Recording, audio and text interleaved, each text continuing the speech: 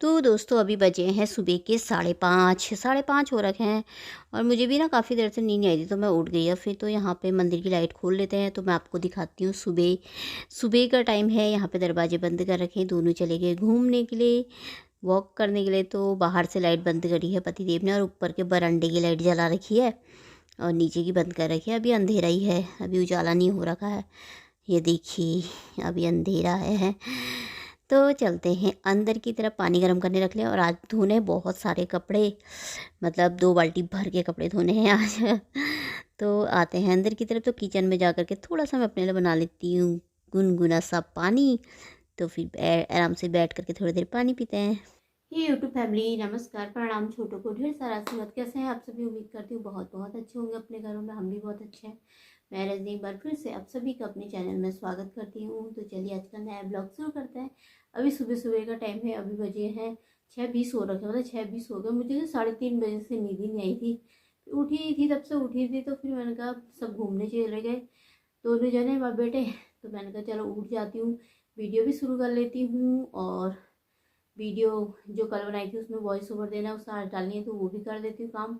Voice over दे करके edit करके upload वो करके रख लेती हूँ, डाउनलोड करके। अपलोड तो 10 बजे ही करूँगी। तो और पानी पी लेती हूँ अपना एनर्जी ड्रिंक। एनर्जी ड्रिंक बोलते हैं ना सब।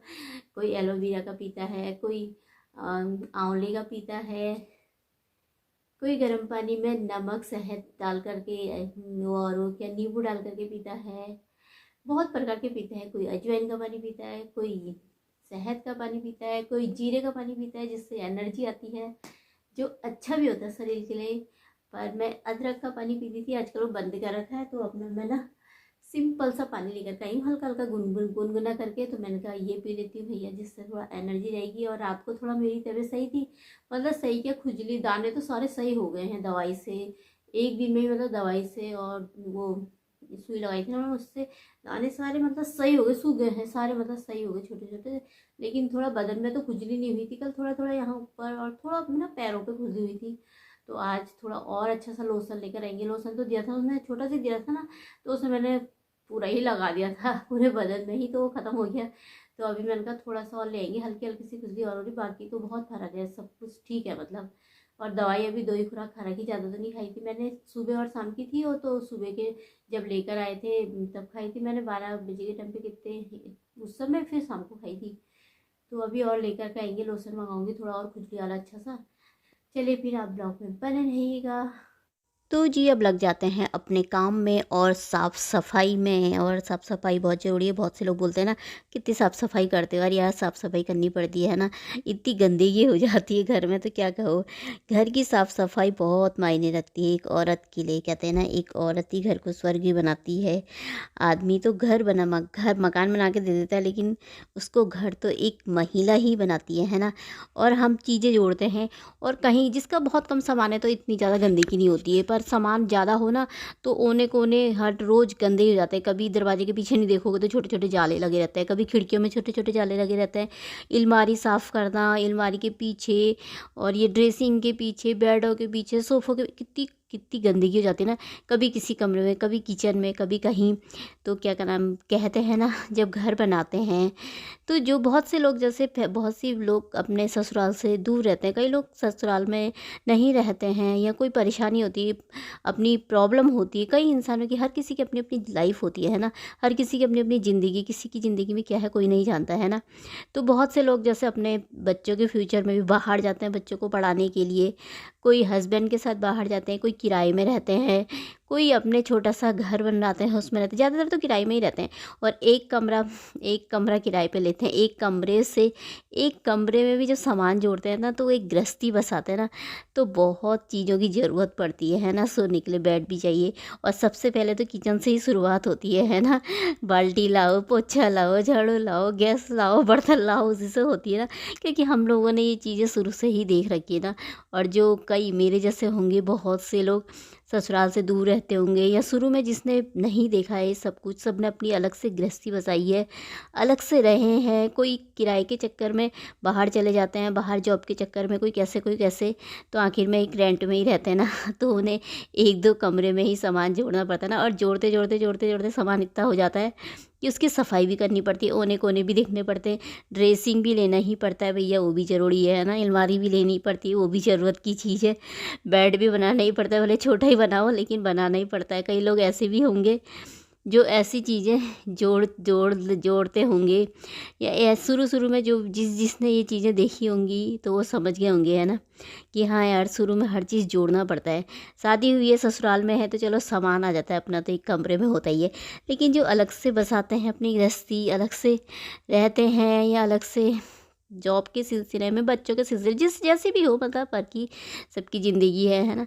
तो हर चीज़ें जोड़ते हैं थोड़ा थोड़ा करके। टीवी भी चाहिए, फिर जो अलमारी भी चाहिए, है ना, सब चीज़ चाहिए, क्या नहीं चाहिए। गृहस्थी में इंसान को सब कुछ चाहिए, है ना।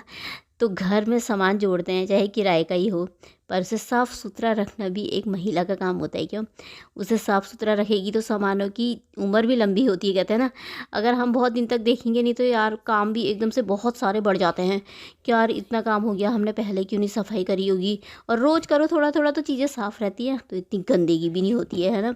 तो चीज़ें भी लंबी चलती हैं, अच्छी चलती हैं, है ना। तो ये मेरा ड्रेसिंग है, आज मैंने चमका दिया अंदर से।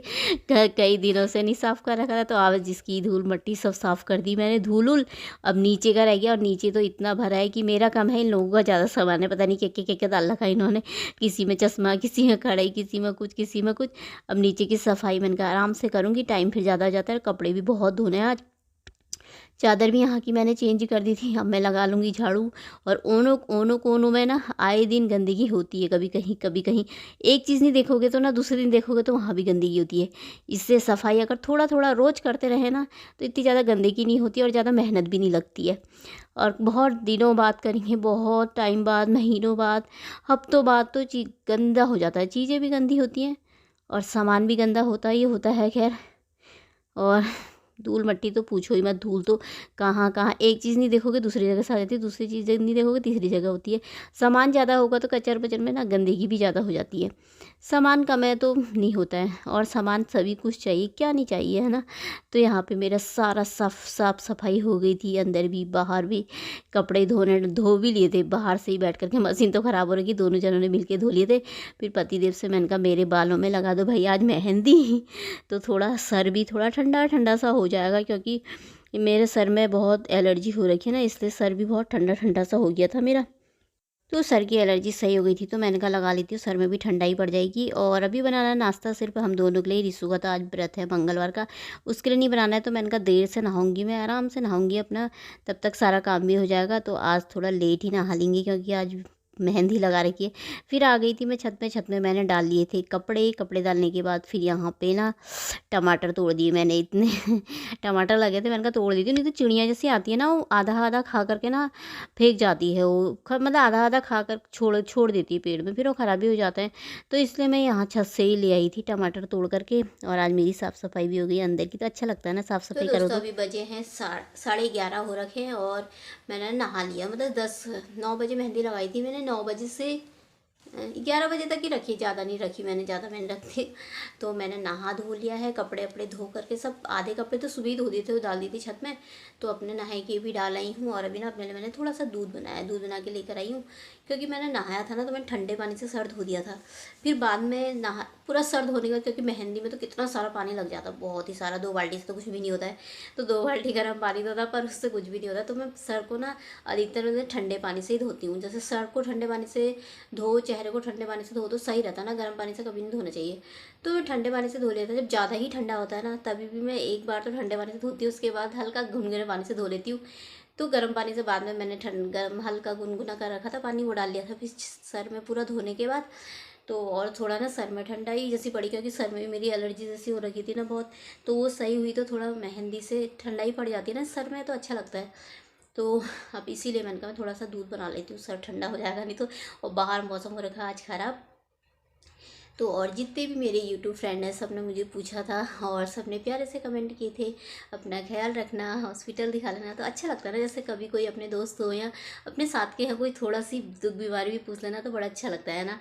तो बहुत अच्छा लगा, बहुत बहुत धन्यवाद आप सभी का। आप सभी भी अपना ख्याल रखना, मौसम चेंज हो रहा है आजकल, तो कभी ठंडा हो जा रहा है, कभी गर्मी हो रही है। अब गर्मी मतलब लगभग ठंडा कम हो ही गया है, मतलब तो लाइट नहीं है यहाँ पे कमरे में इसीलिए अंधेरा दिख रहा होगा ना थोड़ा सा। तो वीडियो भी इसी के साथ समाप्त कर दूँगी। तो आपको मेरा ब्लॉग पसंद आए तो लाइक कर देना, और जो भी चैनल पे नए आते हैं, मेरी वीडियो थोड़ी सी भी पसंद आती है आप सभी को, तो प्लीज़ प्लीज़ मेरे चैनल को सब्सक्राइब कर लीजिएगा। तो फिर मिलते हैं अगले ब्लॉग में। बाय दोस्तों, अपना ख्याल रखिएगा आप सभी।